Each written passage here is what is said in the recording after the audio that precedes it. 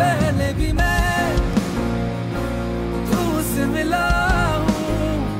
বহুল প্রতীক্ষিত পুষ্পা 2 সিনেমার আইটেম গানে দেখা যাবার কথা ছিল অ্যানিমালদের রীতিমতো জাতীয় ক্রাশের উপাধি পাওয়া তৃপ্তি ডিমরি, কিন্তু এবার সিনেমাটি থেকে বাদ পড়েছেন বলেই গুঞ্জন শোনা যাচ্ছে। ভারতীয় গণমাধ্যম বলছে পুষ্পা 2 আইটেম গানের জন্য অডিশন দিয়েছিলেন তৃপ্তি, কিন্তু বিষয়টি তার জন্য ইতিবাচক হয়নি, তাই তো নির্মাতারা তাকে প্রত্যাখ্যান করেছেন। তবে কোন বিশেষ কারণে নির্মাতারা তাকে প্রত্যাখ্যান করেছেন তা জানা যায়নি। সম্প্রতি তার একটি সিনেমার গান নিয়ে নেটিজেনরা ব্যাপক সমালোচনা করে।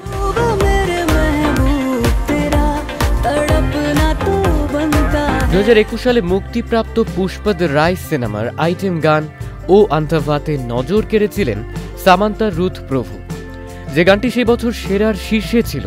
ধারণা করা হচ্ছে সামান্থার সেই লেভেলকে টেক্কা দিতে না পারাতে তৃপ্তিকে প্রত্যাখ্যান করেছেন নির্মাতারা।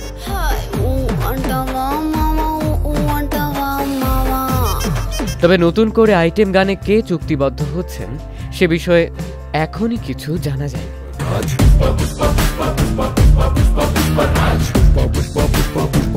এদিকে গেল 15 আগস্ট মুক্তি পাওয়ার কথা ছিল পুষ্পা 2, কিন্তু শেষমেশ পিছিয়ে যায় ছবিটির মুক্তি।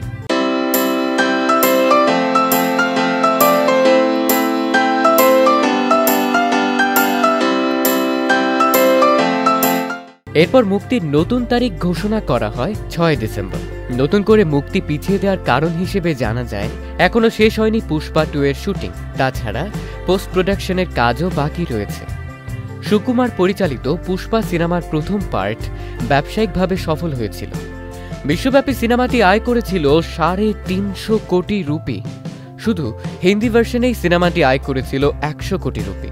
ফলে চলচ্চিত্র বিশ্লেষকরা মনে করছেন পুষ্পা 2 ও এর প্রথম কিস্তির মতো বক্স অফিসে দারুণ সাড়া ফেলবে।